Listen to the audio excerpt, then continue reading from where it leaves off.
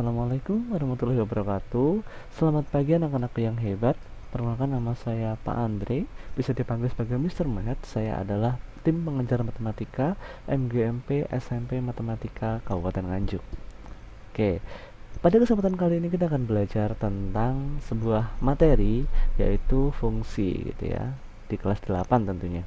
Oke, sebelum kita bahas lebih lanjut, alangkah baiknya nih kita kenalan dulu ya anak-anak ya. Jadi sebenarnya fungsi itu kayak gimana gitu. Nah, kalau kita perhatikan di slide ini, fungsi adalah suatu hubungan yang menghubungkan apa anak-anak? Tepat satu dari apa? Dari domain daerah asal ke kodomain daerah kawan. Oke, langkah pertama kita kenalan dulu. Di sini ada mungkin kata yang asing buat kalian, yaitu domain. Domain itu apa sih Pak gitu. Terus kemudian kodomain itu kayak gimana sih Pak bentukannya gitu ya. Nah, jadi gini anak-anak. Untuk domain itu adalah daerah asal yang berada di sebelah kiri yang ini. Ini tuh domain. Oke. Kemudian kalau kodomain itu berarti yang sebelah kanan. Daerah kawannya. Nah, kemudian yang ditunjuk sama panah nih, ini kan ada A, ada B, kemudian ada C. Nah, berarti ini yang ditunjuk sama panah ini merupakan range gitu ya. Oke, sampai sini paham ya? Oke, sekarang kita artikan dulu apa itu sebenarnya itu fungsi. Nah, jadi kalau kita lihat lagi, fungsi itu harus bukan berapa? Tepat satu. Jadi kalau kita lihat satu di sini harus punya pasangan berapa? Tepat satu ke kawannya. Nah, kalau kita lihat yang satu ini dia punya berapa pasangan anak-anak? Dua, dia tuh mendua anak-anak. Jadi dari sini ke sini, kemudian dari sini ke B. Berarti dia kira-kira fungsi apa bukan? Bukan, gitu ya. Nah, contohnya fungsi itu gimana? Jadi contoh nih, Pak Andre punya gini, terus kemudian gini. Ini satu, ini dua, ini tiga, kemudian ini adalah A, ini B, ini C.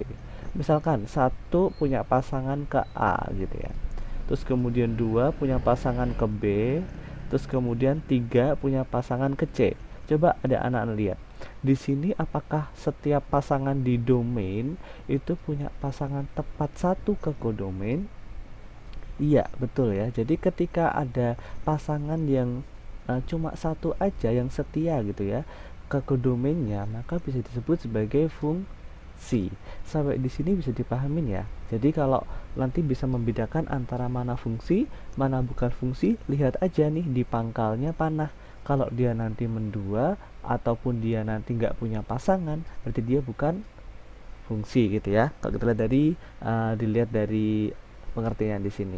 Oke, sekarang coba kita lihat. Nah, di sini ternyata di gambar ini itu contoh fungsinya seperti ini anak-anak. Nah, kemudian di gambar yang kanan contoh bukan fungsinya seperti ini. Kira-kira ada yang bisa membedakan nggak? Bisa komen di bawah loh ya kalau misalkan kalian menemukan perbedaannya. Oke, Pak Andri tunggu 5 detik nih untuk berpikir ya. 5, 4, 3, 2, 1. Oke, sekarang kita bahas bareng-bareng. Apakah dugaannya anak-anak ini benar gitu ya? Jadi kita fokus ke yang gambar kiri dulu. Contoh fungsi gitu ya. Sapi dia hubungannya ke rumput. Kemudian kambing hubungannya ke rumput nih. Kera hubungannya ke pisang. Harimau hubungannya ke daging. Kira-kira hubungan yang terjadi di antara dua ini apa kira-kira? Oke, bener, makan ya. Jadi makanan. Jadi sapi itu makan apa? Makan rumput. Kemudian untuk kambing makan rumput. Kera makan pisang. Harimau makan daging. Oke. Kemudian kalau yang sebelah kanan nih, Via dia makan kesukaannya ada coklat, ada permen. Kalau Andre makanan kesukaannya ada coklat, ada es krim. Kemudian kalau Ita ada es krim aja. Nah, bedanya di mana, Nana? Bedanya adalah kalau di yang sebelah kiri ini lihatan, ini itu dia setiap pasangannya itu punya berapa pasangan? Satu saja. Dia setia. Makanya disebut sebagai fungsi. Tapi kalau yang kanan lihat aja, si Via ini dia mendua anak-anak. Dia suka coklat juga suka permen. Dan si Andre juga suka coklat juga suka es krim. Nah, kalau dia lebih dari satu pasangan, dia kan bertolak belakang sama yang ini tadi. Harus berapa tadi? Tepat satu. Berarti kalau ini tepat satu apa enggak? Bukan, karena dia tidak tepat satu maka dia adalah bukan fungsi. Oke, Mungkin tadi anak-anak yang sudah menebak gitu ya, dan benar, kalian hebat gitu ya. Oke, yang belum gimana nih Pak? It's okay. Jadi kita bisa belajar lagi gitu ya. Oke, kita next dulu. Kita udah bisa membedakan nih mana yang contoh fungsi, mana yang bukan fungsi. Oke, sekarang kita akan belajar tentang ciri-ciri dari fungsi.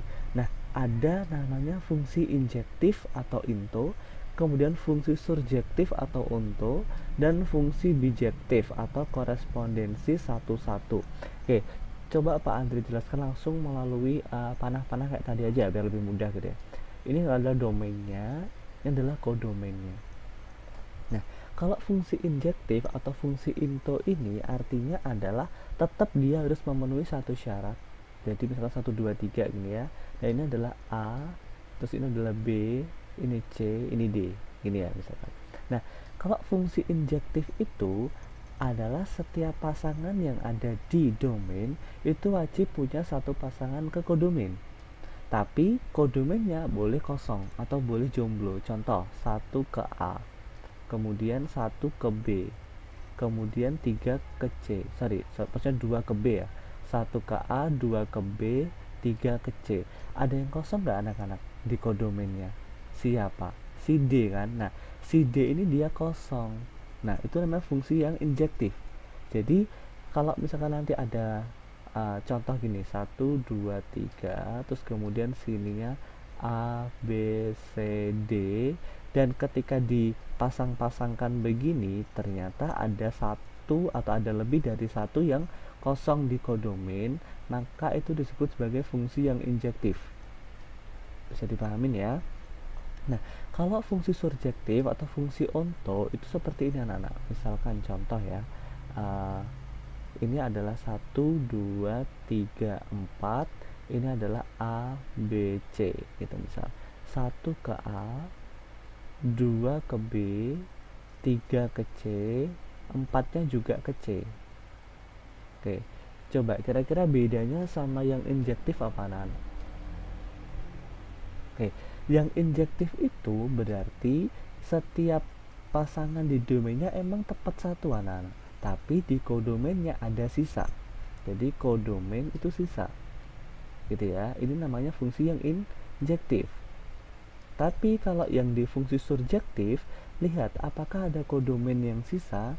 Tidak ada. Bahkan ada kodomain yang punya pasangan lebih dari satu, gitu ya. Jadi di sini adalah fungsi surjektif itu terjadi ketika kodomainnya itu jumlah anggotanya itu lebih kecil daripada si domain, dan dengan syaratnya kodomain ini tidak boleh sisa gitu ya. Jadi nggak boleh sisa anak-anak.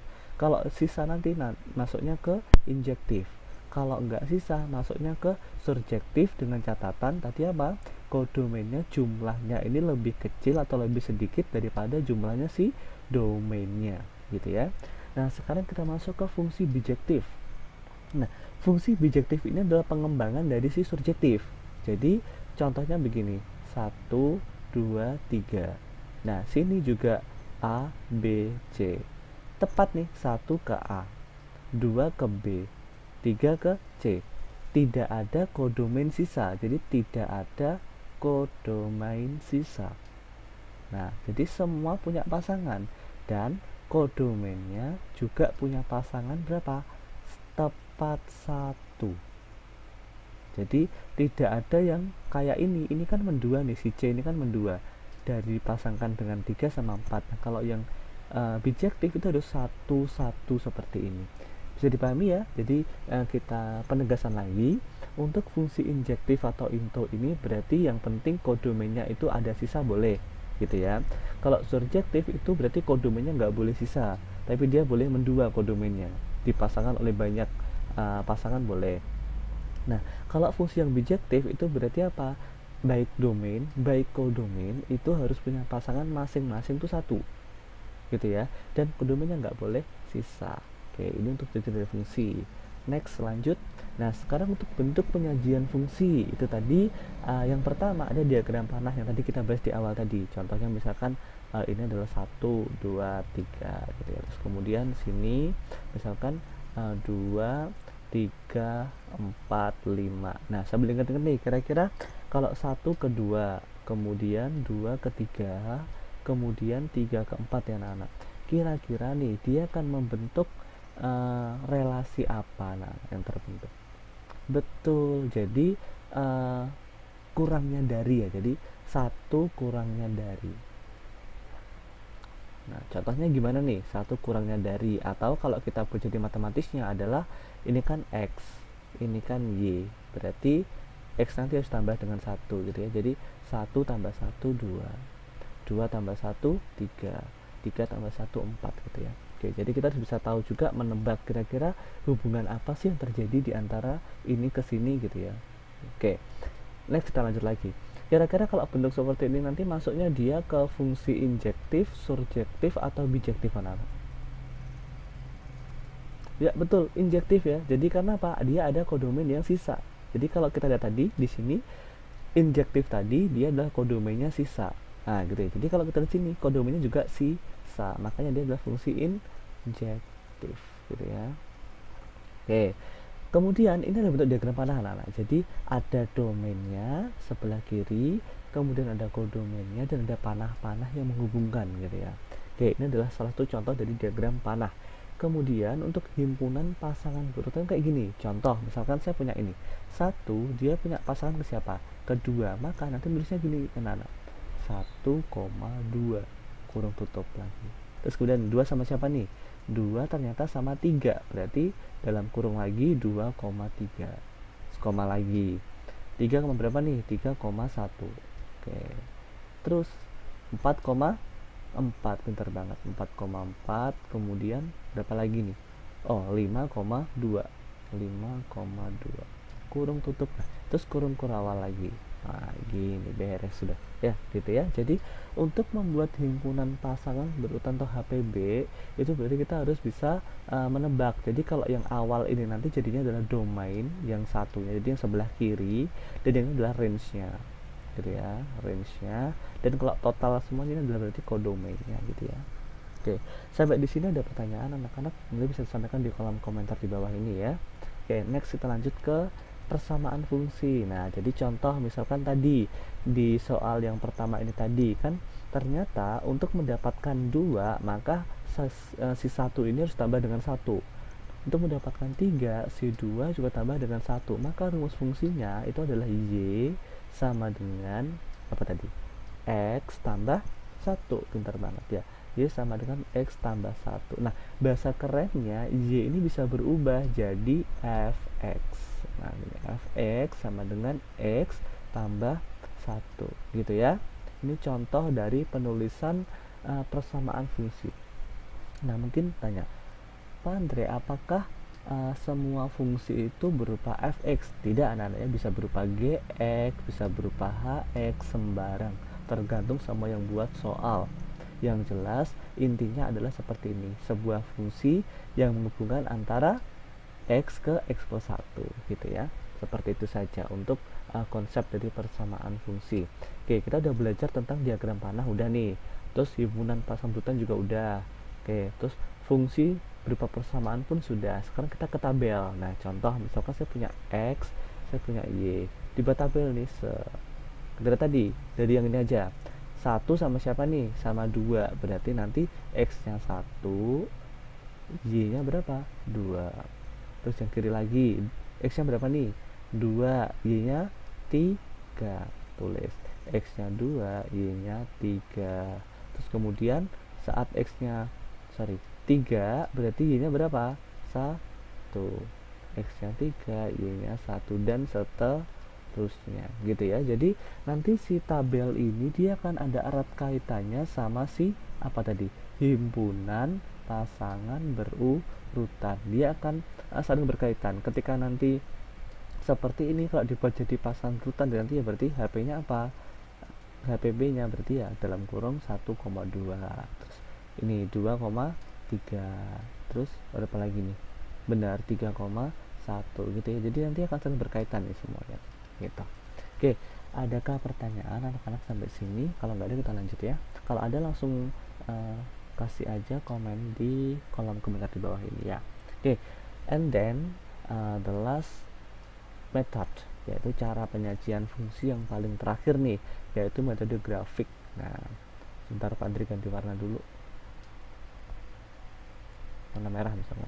Oke, jadi misalkan saya punya ini bentuk apa berarti tadi ya? Nah, ya tabel ya, ini adalah bentuk tabel. Nah, si satu hubungannya sama siapa nih? Sama 2. Berarti kita lihat di sini x-nya, ini kan x tuh yang mendatar, yang tegak berarti yang sumbu y gitu ya.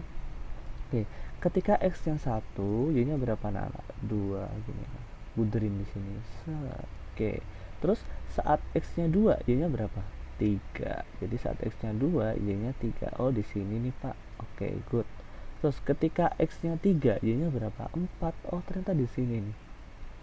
Nah, gitu ya. Nah, pertanyaannya biasanya anak-anak itu suka menggaris gitu ya. Jadi kalau ada titik, titik, titik, terus kemudian di garis set gitu. Nah, kira-kira benar apa salah tuh? Jawabnya adalah salah. Kenapa kok gitu? Karena di sini lihat domainnya adalah ditentukan 1, 2, sama 3 saja. Jadi 3 biji doang domainnya. Jadi ya ini titik yang pertama ini, kedua sama ketiga. Kalau kalian memutuskan buat di garis seperti ini, contoh ya, di garis sorry nggak kelihatan ya. Kita ganti warna aja deh. Jadi yang putih contoh. Misalkan dari sini tak garis nih, kan gitu, set misalkan ini.